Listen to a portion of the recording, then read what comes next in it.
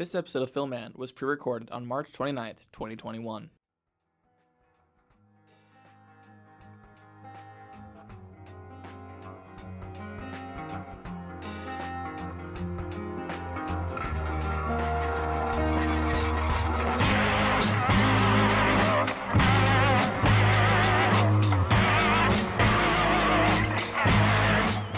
Hey guys, welcome back to Filmman. As always, I'm Connor. I'm joined by my good friend Dan. Howdy. So today, guys, we have a two-parter. Mm-hmm. We're gonna go a little special treat for you guys. We're having a remote segment. Indeed. We are going to talk some rapid-fire industry news. And we are actually going to have a special guest on, Steve Heron. Steve, thank you so much for being here. Now, Steve here is not actually here, but we are recording the segment later today, where we can actually have all three of us in the room together. And then that'll kind of take up the first section. And then much like our George Lucas tier list from last season, we are going to talk about another tier list of director Sofia Coppola. So I guess we'll see you guys after the ad break. Enjoy this first segment of rapid fire industry news. Yeah. Here's future Connor and Dan with rapid industry news. Hi guys, we had a little intro with me and Dan. This is officially the opening of the episode, talking about random fire industry news with a special guest. Oh, hi, it's Steve. You may know me from the Hulkback Mountain episode. Yes. And the Andes. And the Andes. Yeah. My sweet, sweet baby Geraldine. Yes. Thank you so much for coming back to talk with us, Steve, and do some rapid fire industry news. If you guys remember our last episode with this, how it's going to go is I am going to read out an article, just kind of like a quick little buzz sentence, and Steve and Connor are just going to react, give their thoughts, and then we're going to move on, do a couple, and just kind of get a sense of what the industry is looking like right now. The public has spoken, and by the public, I mean two white guys. Yeah. So we're going to start off with something, a more personal article, kind of just like looking into this actress's current state. So name of the article is Why Drew Barrymore is Not Interested in Acting Anymore. And obviously she just goes into admitting that she stopped doing movies when my kids were born because I've done it since I was in diapers. And she has no desire to be on a film set right now. However, she confessed that she could change her mind when her kids are older because her priority is being present and supporting her children right now. So what do we think about this kind of Drew Barrymore taking a break from acting? She also has a talk show right now, so it's not like she's not working. Yeah, it makes sense. She's got like her home. She's got a nice gig. Yeah, I also wouldn't be surprised if she's trying to transition into like an Oprah Reese Witherspoon like lifestyle brand thing, because I feel like doesn't she have like a thing of like eyeglasses and stuff? I feel like there's like a Drew Barrymore label. She's had her like hands in a couple like lifestyle products, I think I recall. Yeah. No, and here's the thing, it's not surprising news. I thought someone was brutally hurt when Daniel was like, let's dive into the status of this person. It's like, I almost said a real person's name. Blank Blake in terrible automobile accident. I thought it was going to be read out loud to me. I mean, Drew Barrymore has had a really interesting career, being a massive child star, and then having all of her struggles with addiction and such, and having sort of a comeback in like the early 2000s with romantic comedies and such. But it's not like she's her career's had peaks and valleys like everybody else, and I don't know. Live your life, Queen. Good for you. Yeah. Take care of those kids. If those kids give you happiness, live your life. Awesome. Well, thank you guys. Moving on, talking about the pandemic and how the industry is just going to be kicking up after this. The title is The Pandemic Will Make Movies and TV Shows Look Like Nothing We've Seen Before. And the little tagline is no crowd scenes, few locations, limited romance. Hollywood entertainment is about to get really strange. What do you guys think about that? It's something I've already noticed. When I talk about like shows shot in the pandemic, I can tell they're obviously shot with a lot like longer lenses and further away. And there's obviously a lot of people in the scenes. One example is Zoe's Extraordinary Playlist. That show feels completely different the way it is shot now, which it's not better or worse. It's just in general the observation. Same with Superstore. I have no thoughts. Thank you, Steve. All right, moving on to the next one. This is definitely a more Steve-centric question. I'm wondering if you can give just a quick blurb on it. Name of the article, or the article title, Why Does Blood Look So Strange in Old Movies? It's not real blood. No. Moving on, we got the next one. Mortal Kombat is officially the franchise's first live-action movie with an R rating. Thoughts? Makes sense. Yeah. I mean, it's so funny because in the 90s, those games were like controversial for their violence, and now they look so quaint. But it's consistent with the brand. I mean, Warner Brothers flat out like bought the entire franchise like what 10 years ago. Yeah, it's been a while. So their most recent games have been baked in house. That there's somebody higher up at Warner Brothers that just grew up on Mortal Kombat, and probably is keeping it, like within the sort of brand. Now we're at a point in the marketplace that we can handle releasing a rated R video game movie. Yeah. Next up, a quick just headline, react as you will. Daniel Radcliffe says he's been able to do really effing weird films thanks to Harry Potter. Yeah. That's just a factual He statement. basically got a blank check as an actor. I don't know. Radcliffe's an interesting actor, and I think he like had this incredible opportunity as a young person to take a role that really like no one has ever had before. Being Harry Potter, like jumping into that at age 11 is like being Luke Skywalker on crack because Harry Potter was already pre-established. Yeah. Harry Potter, the book series, was already a massive hit. So he had the weight of the world on his shoulders.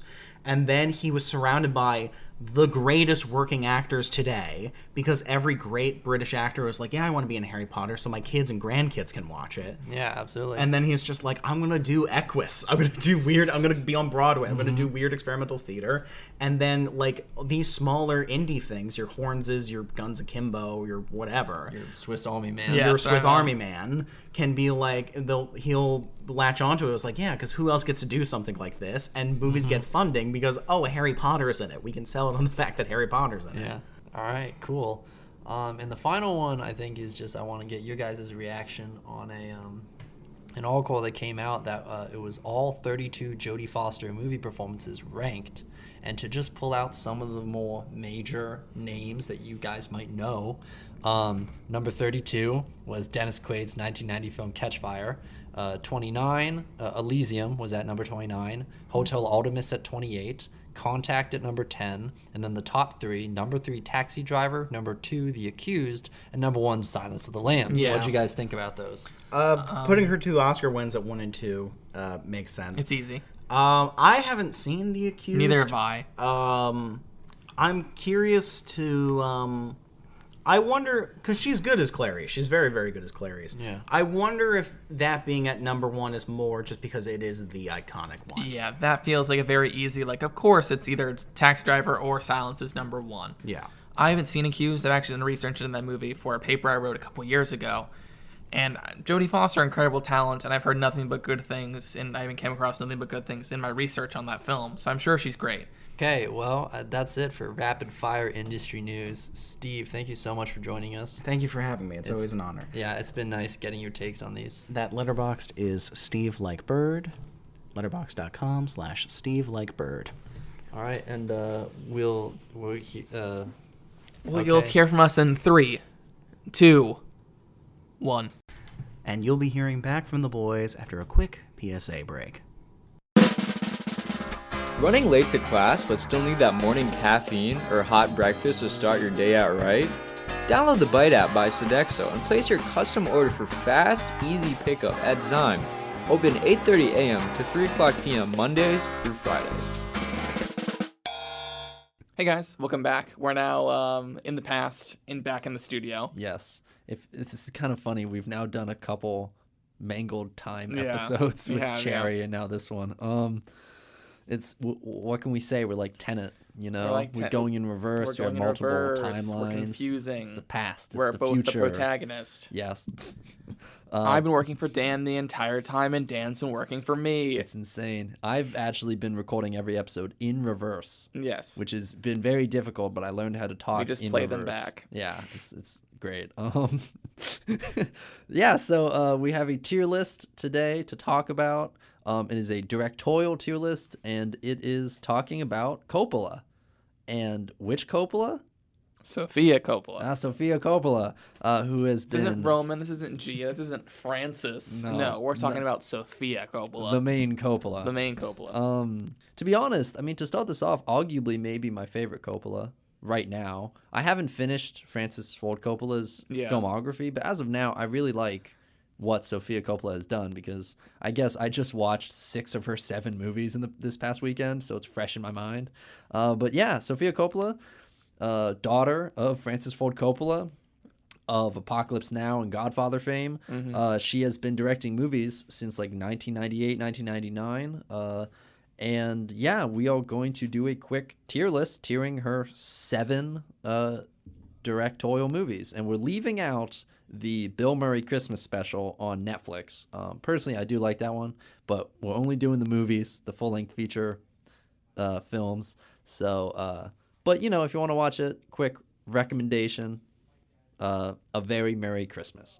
And yeah, so I guess if we want to start off, Virgin Suicides. This is Sofia Coppola's debut as a director, 1999 film starring Kirsten Dunst, Josh Hartnett, AJ Cook.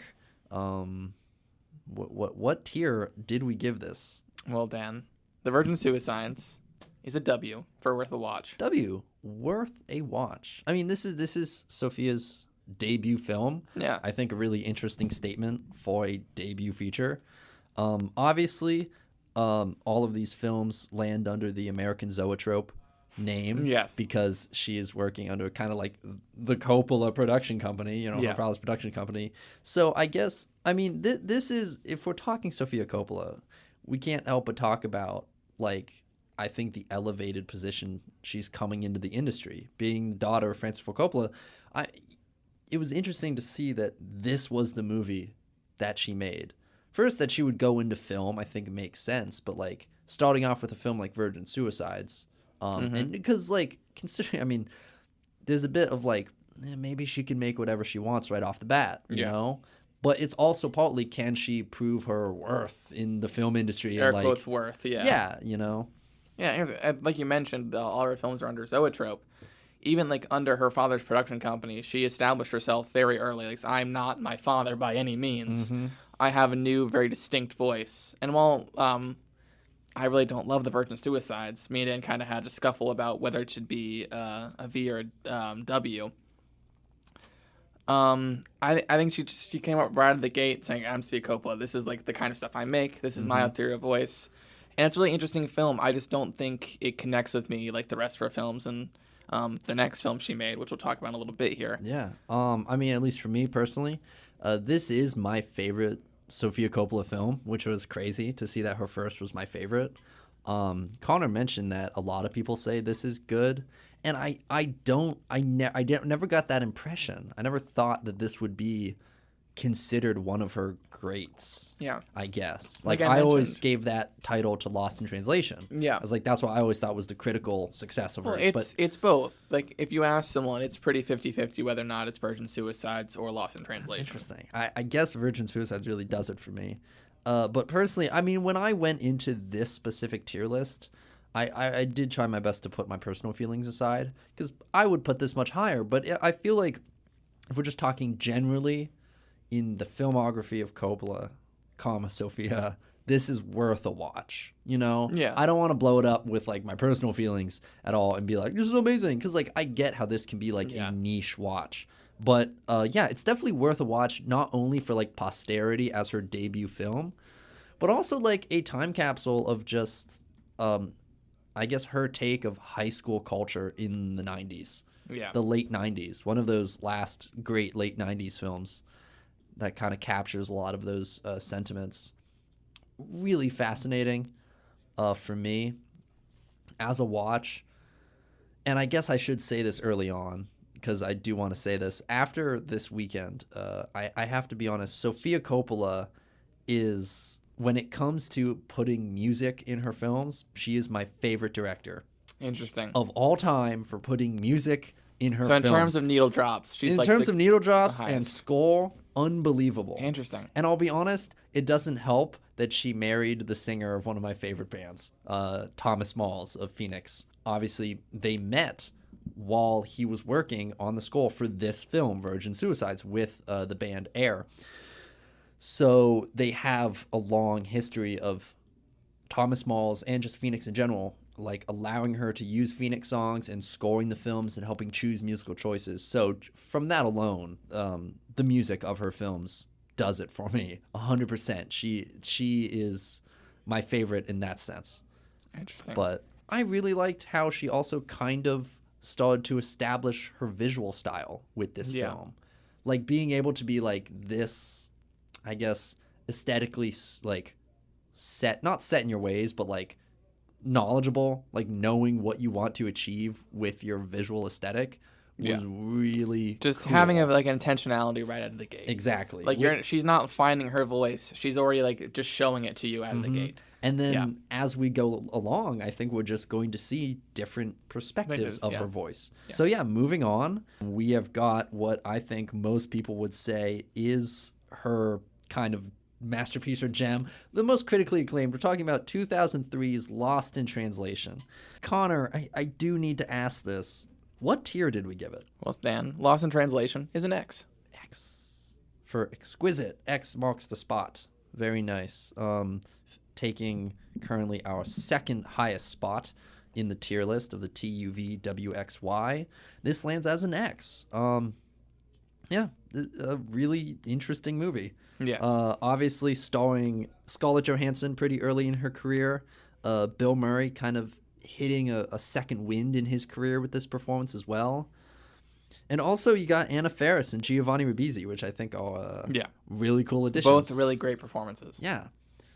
I guess when I consider this film, this is actually personally one of my least favorites of hers. I think it shows a really kind of paint by the numbers, a very basic look at what Japan and Japanese culture was in the early aughts, because this film takes place entirely in Tokyo, mostly actually in a hotel, in a Japanese hotel, where Bill Murray, the movie star, is staying, and Scarlett Johansson, wife of Giovanni Ribisi, who's a photographer. Yes. And she's just kind of along for the ride, visiting like this trip he's doing in Japan, and she's kind of stuck here, not really knowing who she married anymore, and then meeting Bill Murray. I think I find it hard to understand what this movie is trying to say. And if there's one like, I guess, like recurring theme that I started to see in all of Sofia Coppola's movies, because I did watch them in order. I watched On the Rocks like last year when it came out, but I watched these past weekends in order. I started to notice something, that I feel like Sofia Coppola is not just the director, she's also the writer. She does a written and directed by Sofia Coppola for all of her films. Auteur. Yeah, she's an auteur, which I like, but in many situations, it's either I find it, the stories, the writing itself is never as strong as the directing, which is kind of what gets me. Well, you know what the ironic thing behind that statement, Dan, correct? Mm-hmm. Oh, what? She won an Oscar this year for Best Original Screenplay for Lost in Translation. That's her Oscar. She won Best Original Screenplay. She won it for this. So you saying the writing is not as strong as the directing is very ironic. I know the Academy wanted to award her for it, but I think, I don't know, I guess it's hard to justify for me, because it is a lot of the charm of the screenplay comes through Bill Murray, who is a notorious improviser, and just has a certain way of turning, I think, lackluster dialogue into something way more than it is, because he's Bill Murray and he just has that power to him. And Scarlett Johansson also really brings life to those words. But when I step back and I'm just looking at the screenplay and I'm trying to envision it on the page, it's nothing particularly special. And I know, you're going to get into your thoughts. I know you probably like it a lot. But for me, I guess it's just like, if I can give final thoughts on Lost in Translation, it does kind of feel like a Western take on the confusion of Eastern culture that doesn't tell much of a story at the end of the day. Like, I realized not much ended up happening at all in this movie, which, I'll be honest, ends up kind of being a trend for Sofia Coppola films, where not much happens, but we'll get to that.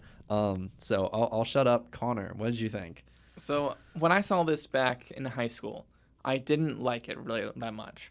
And a realization I came to is that I was too happy to like this movie at that point in my life. I wrote a whole, you can read my review on Letterboxd about Lost in Translation, but I rewatched it this past November, and it really hit me as someone who's about to like graduate college and go into like the real world. Because here's the complaints about like Western views of Eastern culture and just kind of like a very limited view of Eastern culture. I do agree with you there. That is the one criticism of this movie I very much understand. But I think in terms of like the nothing happens-ness of it all, I do agree with you. Like nothing really happens in this movie.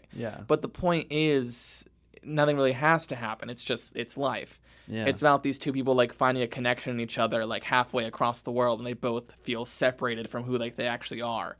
Like Bill Murray's career is stagnating. He's doing Japanese whiskey commercials now. She's there. He's constantly working, and she's alone in this place. She doesn't speak the language by herself. That's why she connects with Bill Murray. And there's something beautiful in that connection, which I think really works. That's the strength of this movie. It is very much just a tonal piece, I think, and I get how that doesn't work for like everyone. And I completely understand that. But for me, it's like when Sofia Coppola is very emotional and earnest and honest, I think it really does work, which is ironic because I think my second favorite is probably the least like of that kind of sense of her work. Now, Dan, this is never confirmed, I don't believe. Are we talking Spike Jonze? We're talking Spike Jonze. For context, the reference we're making is that there are rumors that Sofia Coppola did a lot of the relationship writing about Scarlett Johansson and Giovanni Ribisi's character, where Giovanni's character, John, is based off of Spike Jonze and her relationship, because they were married at the time, pre their separation, and pre marrying Thomas Morris, but I think I was going to mention that right after you finished up, because I think that's a really interesting take.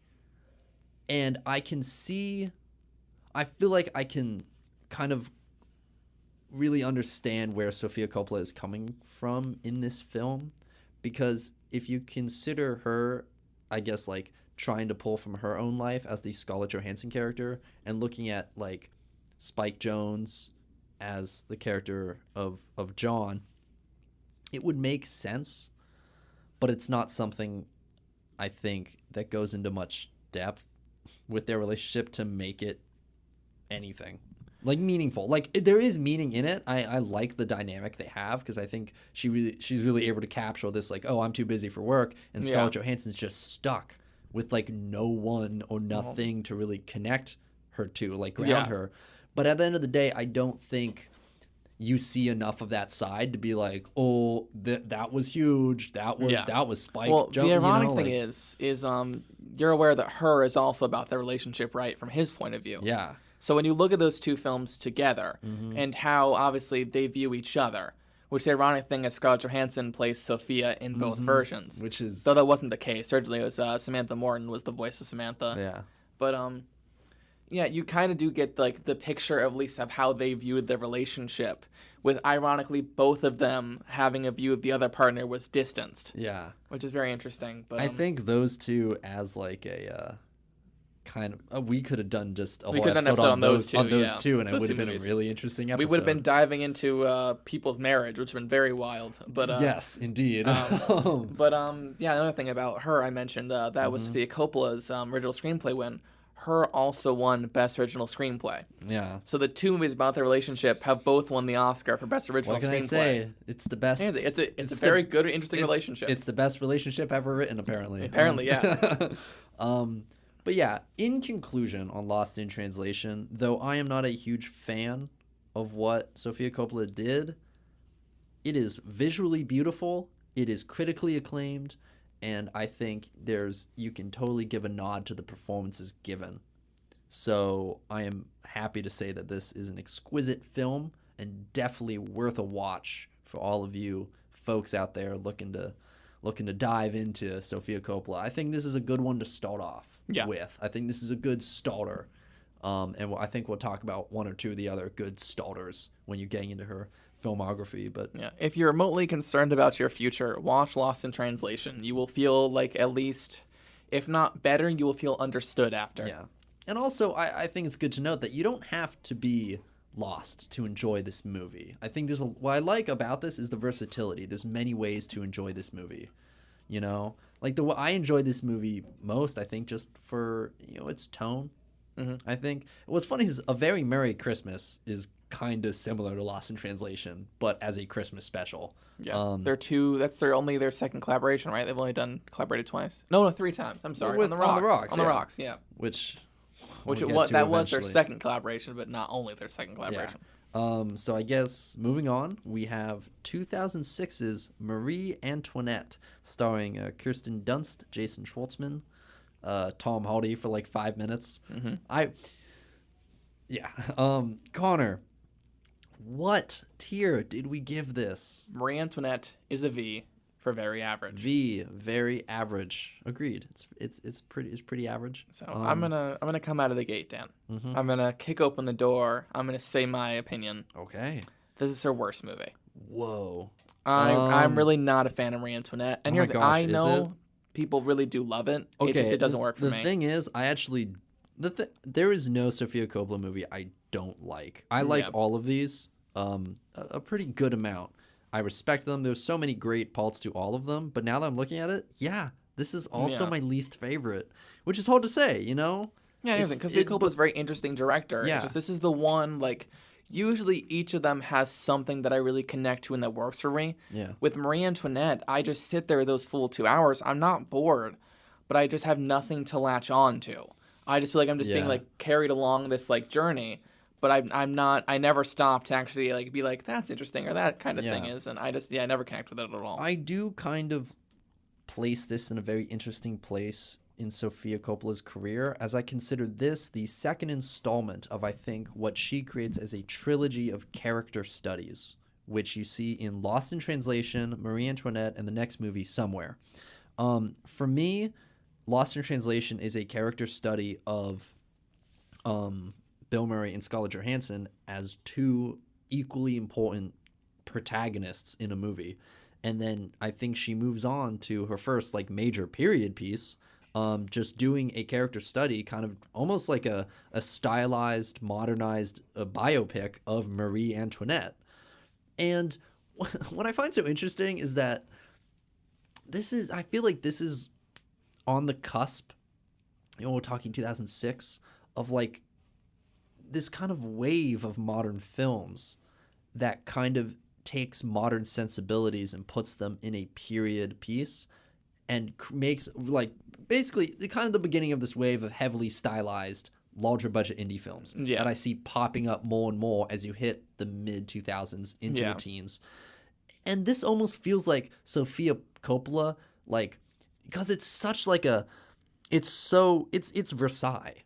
She's shooting at the Palace of Versailles. You have this this magnificent opulence and just absolute throwing caution to the wind, bourgeois look at 18th century France and the upper class, but with modern sensibilities. And it's like she's trying to pull off, in a sense, a Wes Anderson movie, basically before Wes kind of locks that little corner up for his own aesthetic.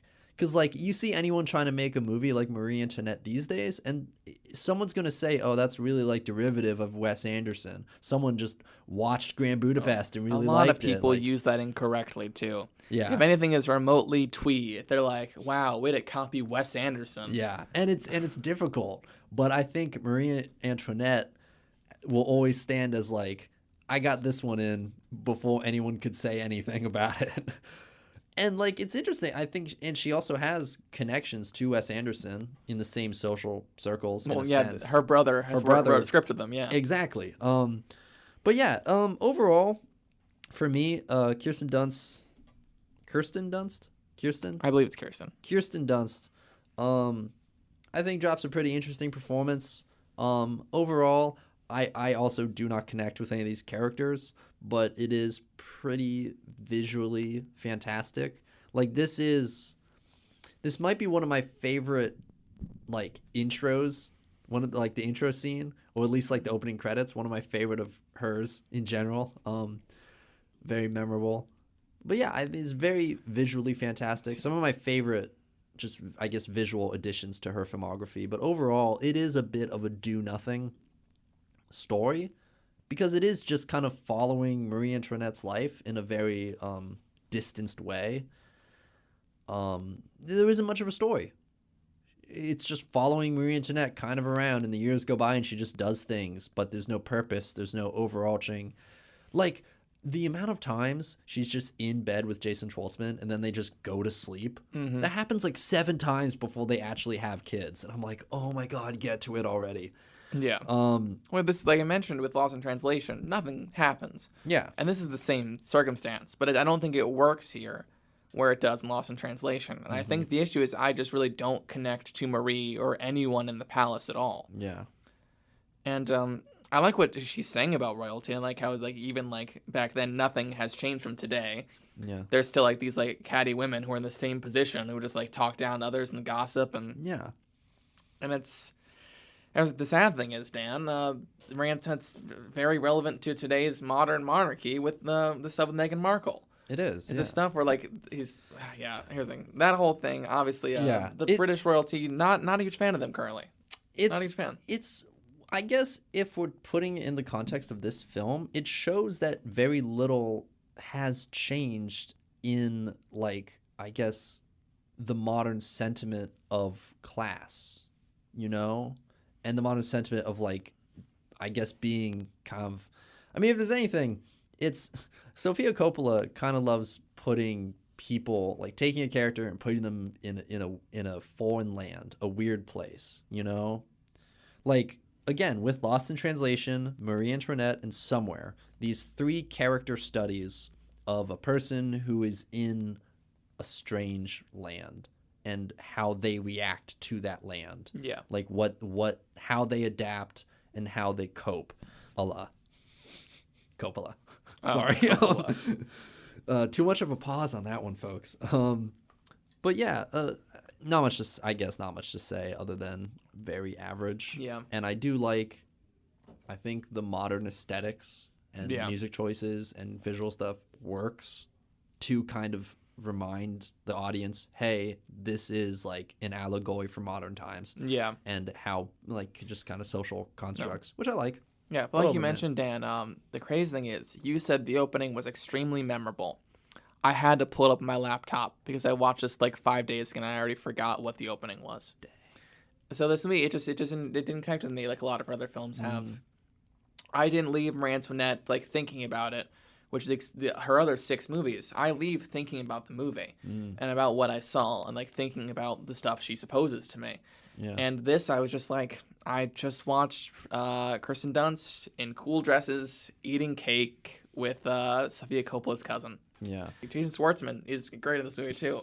God, that's like even more like the Wes Anderson connect. Is that Jason Schwartzman just plays kind of a weird, quirky Louis Auguste. He's just a quiet, like, sweet man. Who loves his locks. He loves making locks. He loves making locks, dude.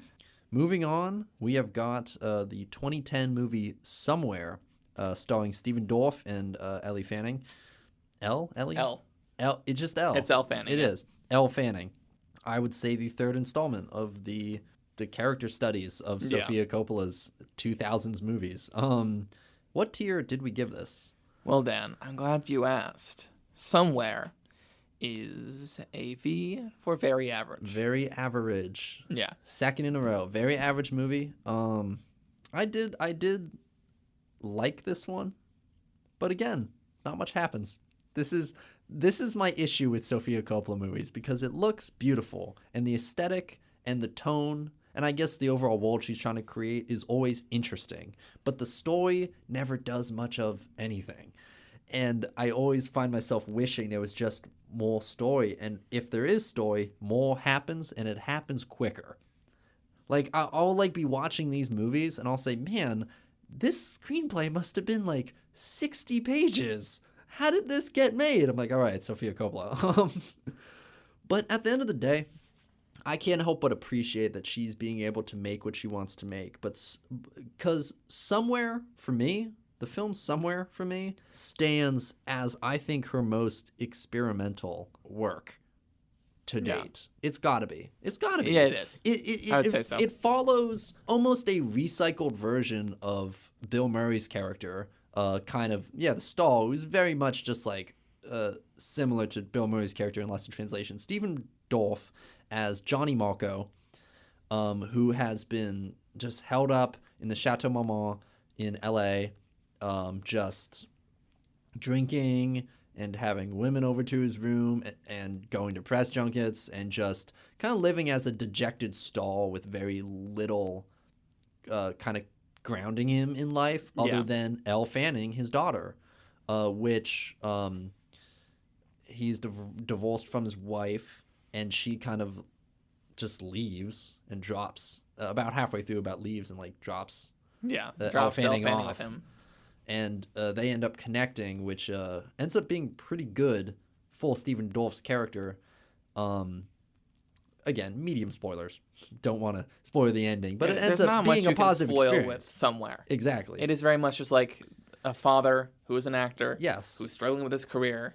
It's a character study of a meandering actor who's kind of lost grip with real life, because with fame you kind of lose this sense of reality and meaning with human connection. And that's something I think his daughter is able to ground him with. But yeah, overall, I do like this one. A memorable watch, an enjoyable watch. I guess the visual aesthetic is the most consistently enjoyable for me. I just seeing Sofia Coppola shoot on film in sunny LA skies. I could watch that for hours. I do love that so much. Somewhere is the forgotten child of her filmography. Yes. No one talks about Somewhere. Except I like us. it. Except us. We're talking about Somewhere. I like it a little bit more than you do. For me, I had a lot of the same issues. This is the only Sofia Coppola movie I feel like that drags. This is the one I feel like it's an hour and 37 minutes long. I feel like I'm watching a 2-hour movie. Yeah. I mean, for me, if you're going to show Elle Fanning practicing her like skating routine, don't show us all 3.5 minutes. Just do like a minute. We'll get it. I do like the movie Meandering, though. I do Same, like that it's 'cause that's stuck the point. somewhere. Yeah. Like, I do like that so much. And like, in terms I love of like that. directors, I'm okay with just like, hey, Sofia Coppola, here's money, here's film, go make a movie. Yeah, like I'm very cool with that. Like that is some like Hollywood Renaissance stuff right there. I'm down. Well, Dan, it's very, very funny that you mentioned this script must be 60 pages long. Mm-hmm. Because, Dan, it is not 60 pages. It is, in fact, 43. What? Okay, So- that makes all the sense. Yes. And also, it's interesting because she wrote this for Stephen Dorff. Yes. Like, this was written for him. Yes. Which, hey, great actor. Yeah. I love Stephen Dorff. He kind of kills it. It's my favorite role of his. From what I've seen. I love Stephen Dorff. It was 43 pages long. The movie was heavily improvised, especially the stuff with Chris Pontus, who plays his roommate. Yeah, I heard about that. Yeah. No, it's a lot of fun time. I'm all for like actors I like heavily improvising and having a good time making movies. This is the one that drags me a little bit. Visually, I'd like to brought that up. She used the same set of lenses that Francis Ford Coppola used for Rumblefish. Rumblefish, I read which is that. very cool. Yes, I was doing work. I was like, oh my goodness, these are the Rumblefish lenses? Yes, it is very cool. It's a very nerd sentence we just said, the Rumblefish lenses. Ooh, the Rumble. Yeah. Yes, the same lenses he used on Rumblefish. And obviously, very visually distinct, cool movie too. Yeah, American Zoetrope, man. Yeah. They can do it. They can do it. I think this is actually, now that I know where it goes, I think this is going to be much better on rewatches. Yeah. Like, this is definitely a rewatchable movie. Because you're like, oh, I know what I'm in for now. Yeah, you're in for a tone poem. Yeah, and I yeah, pretty much. And I'm all for that. I love it. Moving on to, oh boy, this is a movie. We're moving on to 2013's The Bling Ring, starring Emma Watson, Israel Broussard, and Katie Chang. Connor, well, what did we give this? What's your... The Bling Ring is a V for very average. So 3 in a row, very average movies. Yes, we've hit this our is her third kind V. of like middling period, at least for us in our filmography. Never unenjoyable, but definitely, I think, less memorable for us in certain senses. I watched this last night. Really interesting film. Very different for her. This is actually a really early A24 release. This is like the 4th or 5th movie that A24 had to their name at the time, and getting a name like Sofia Coppola in on that, I think it was really important for them, because I don't think they really popped off till like 2015 to 2017. Yeah, coincidentally, they had both Sophia and Roman as part of their early movies. Yeah. And Harmony Korine with Spring Breakers. Yes. But yeah, Bling Ring, I think had some. This is a script that, I mean, you mentioned that Somewhere was 43 pages. This script must have been like 20. I swear. The entire thing is based on a single article that was written by Vanity Fair, correct? It was an interview series, or at least an article by Vanity Fair, talking about The Suspects Wore Louboutins. That's the name of the article. And it's basically about these series of like upperclassmen high school teenagers in LA going to celebrities' houses and just robbing them blind. Noticing on MySpace that they weren't home, just going to their house that didn't have as much security at the time, and just robbing them, just taking their clothes and finding their money and getting their Rolexes. And no surprise, they end up getting caught. But the whole movie just kind of feels like it's going in circles, and you're just, it's very average.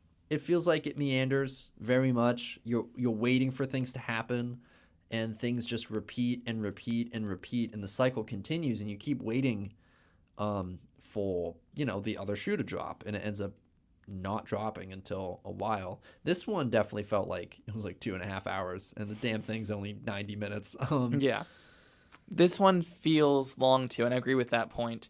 It was a 2010 Vanity Fair article, by the way. You were correct on that. It is. Yeah. It's for sure her most different. Yes. This is like, if you look at Sofia Coppola's filmography, quite simply, one is not like the others. And it's Bling Ring. Yeah, and I like Bling Ring. I have fun with it. Like I said, it's V, but it's a higher end V for me. Mm-hmm. I really applaud like everything she's trying to do, and I think as a piece of like social commentary for that time, I think it is very engaging. Yeah, I definitely think it has its merits. It has its moments, but yeah, at the end of the day, it does feel a bit disjointed, and a bit hollow, I guess, where it ends up like you start losing the audience, like it becomes less engaging.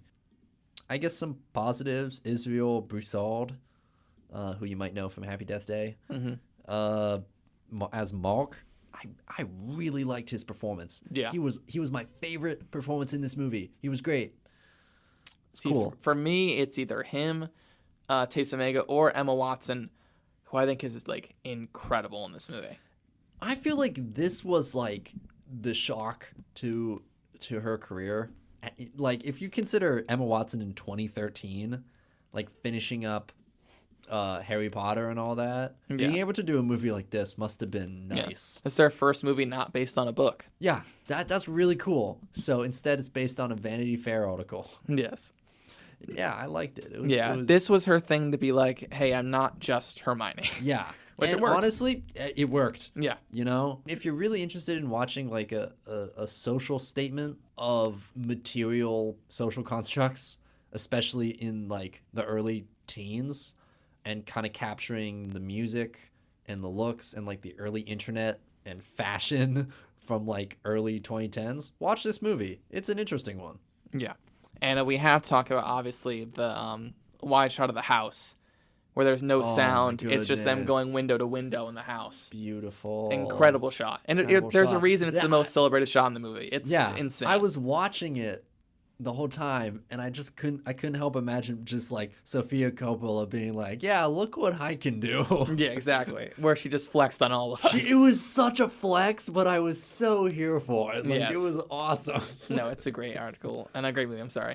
Apparently, this is a little bit of trivia. Sofia Coppola had lunch multiple times with Nick Frank Prugo, who is the bassist for Mark. Oh. And because he was out of jail. Jail in 2013, yes. Yeah. And they claim to have stolen over $3 million from celebrity houses. So insane. Just insane, yeah.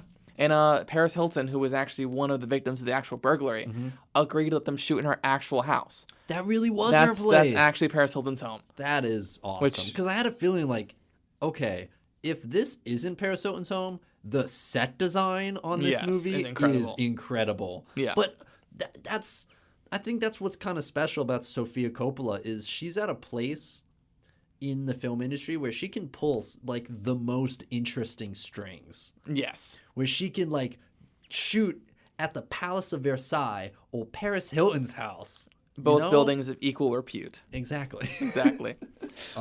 Next up, 2017's The Beguiled.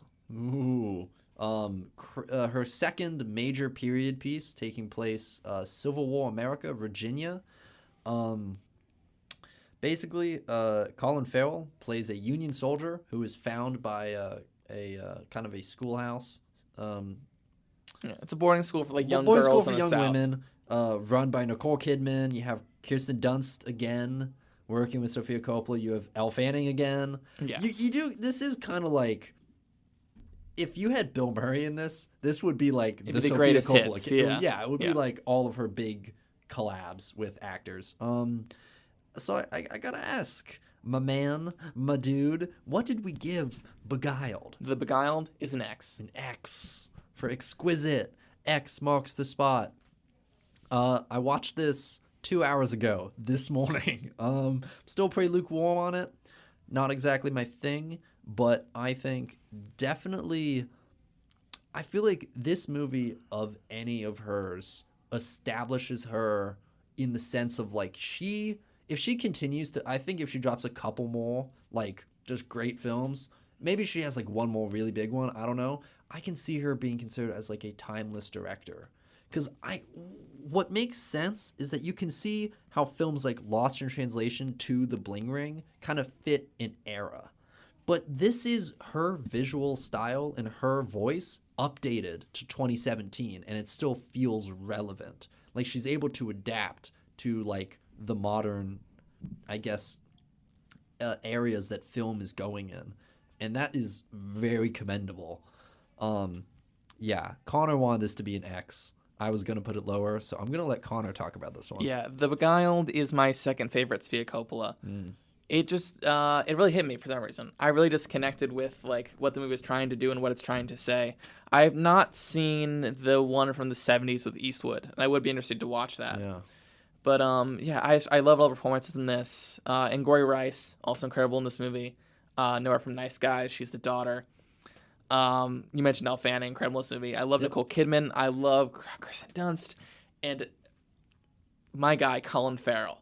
Always knocking it out of the park. Really? I love you're Colin a fan Farrell. of Colin Farrell? I'm a humongous Colin Farrell fan. Oh, There's I the never great, knew that. you know, the best Community joke, which is one of my favorite jokes. Because I love Colin Farrell. Obviously, he's had a very rocky career. And Troy says to Abed, "You keep giving him so many chances. He's like the Colin Farrell of people," which is one of my favorite jokes from that show. Yeah. But, God, that is a good one. But yeah, great actor who I just think has been stuck in a lot of like subpar things. And when he is given like work to the director, who is incredible, and put in a movie that they know what they're doing, he like soars. This is probably one of my favorite Colin Farrell performances. Yeah. I think he's just incredible in this movie. That's interesting. I was kind of like average on Colin Farrell. I was like, yeah, he's in it.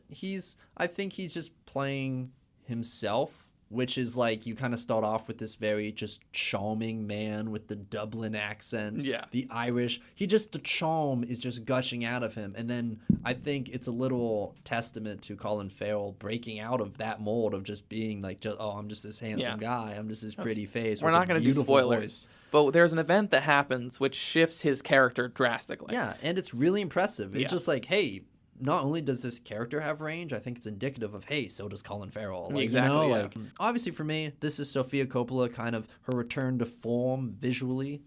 I think, she goes a bit off into an obscure side with Somewhere, goes very different with Bling Ring, and then kind of comes back to her visual aesthetic roots with The Beguiled, which, of course, I appreciate. Because this falls in the Sofia Coppola, like we mentioned. Not a lot happens. Mm-hmm.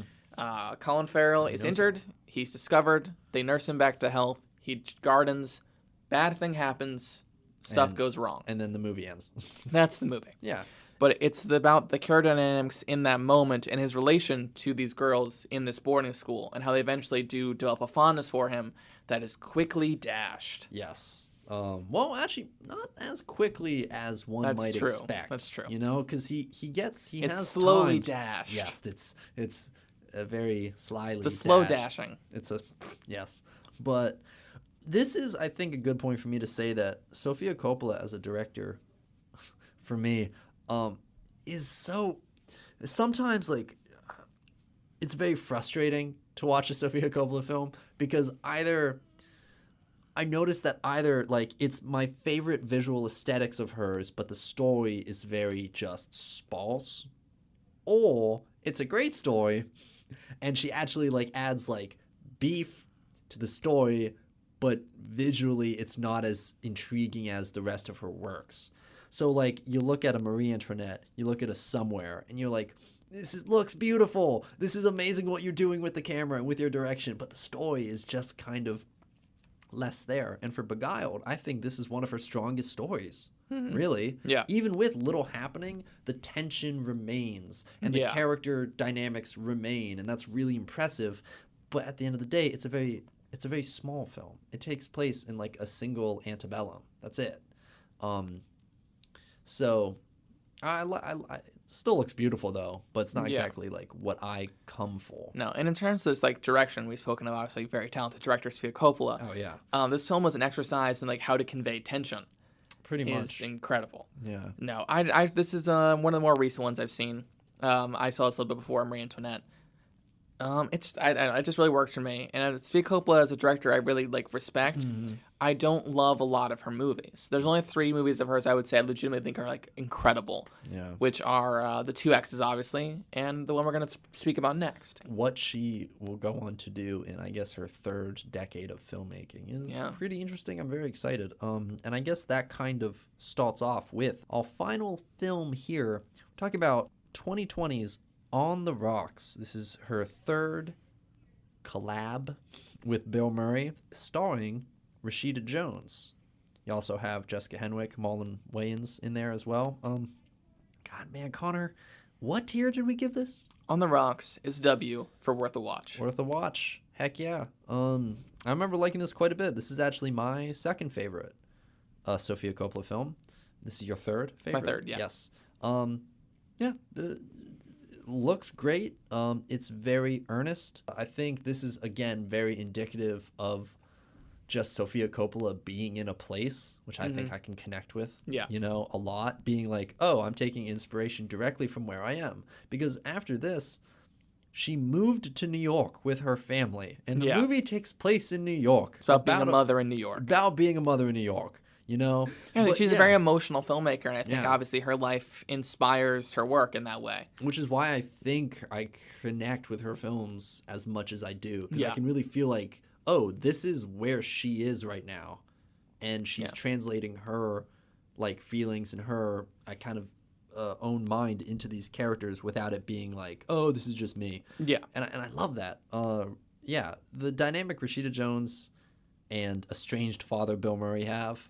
Great. I do have a question for you, Connor. How would you, I guess, connect the kind of highfalutin famous actor Bill Murray of Lost in Translation to the highfalutin businessman in On the Rocks? Would you connect those characters? The cliche thing is, I think they are 2 sides of the same coin. Yeah. They're extremes to both sides of the spectrum. Which even this version of Bill Murray, who like is a highfalutin businessman, he's still like a zany, fun guy. Honestly, more of a zany, fun guy than the actor. Because this guy has obviously been very successful, and like he's retired. He had a beautiful relationship with his wife and has multiple girlfriends. And has a daughter who they have a kind of contentious relationship, but she does still love him dearly. And he's got it all, man. Bill Murray in this is probably a scalding hot take for the Bill Murray community. Probably my favorite Bill Murray performance. Really? I love him in this movie. Dan? Interesting. I mean, it's a great supporting role. He just missed my Andy shortlist. I think he probably should have got the Oscar nom this year. Whoa. I think he's incredible in this movie. I don't know. He never really, he's just Bill Murray in this movie. Here's the thing. But he's Bill Murray now. Yeah, I've never got that whole complaint where it's like incredible performance, but they're just playing blank. I don't disagree with you. Yeah, he's playing someone very similar to himself. But that being said, the level of gravitas he brings to playing himself, if that, we're going by that understanding, Oh, yeah. is incredible. It is. It's like there's a difference between On the Rocks Bill Murray and Zombieland Bill Murray, Yes. you know? Yes. The scene where they're pulled over by the cop. Oh, yeah, that's awesome. That is like... It's genius. It's one of the most memorable scenes for Bill Murray. Like, yeah. The scene where he's pulled over by Officer McCallahan. And he's like, are you like, I forget the guy's name, are you Bobby McCallahan's son? And he's like, yeah. And there's a full like 3 minutes of Bill Murray just talking about this guy's dad and like how they used to hang out. And it's perfect. It's just Bill Murray, this incredible, personable, funny, charismatic guy, just talking his way to a traffic ticket. Yeah, just after getting pulled over, he's like, this is no issue. And Rashida Jones is just saying they're like classic dad. Like, this is something she's seen before. And I guess, I mean, kind of going into like Rashida Jones' character and relating it to like, I guess, Sofia Coppola, it's an interesting statement, I guess. Because I don't want to just say Rashida Jones plays Sofia Coppola, you know, because she doesn't, you know. I think she just kind of captures a certain feeling that Sofia Coppola herself exhibits without the story having to directly relate to her life. Yeah. But yeah, how would you say this, like, Rashida Jones works as a protagonist in this? I think she's very effective. And obviously, I'm not a mother, but I do understand and connect with her on that realm. And obviously, Sophia herself being a mother, her kids are a little older now. But it's a thing where it's like, you can tell, obviously, as being a woman who was like, you know, had children and has dealt with how that affects her career and how that people perceive her career. Because the sad thing is, when women have children, like, their career's over. Like, they can't make movies anymore. She's a mom. Yeah. And that's the kind of stuff people deal with. And I feel like this is something Sofia Coppola, like, thought about and was writing about in, like, 2015 when she initially moved to New York, and this is what she was dealing with, you know? Yeah. With her kids being of a certain age, moving cities, because they were living in Paris before that.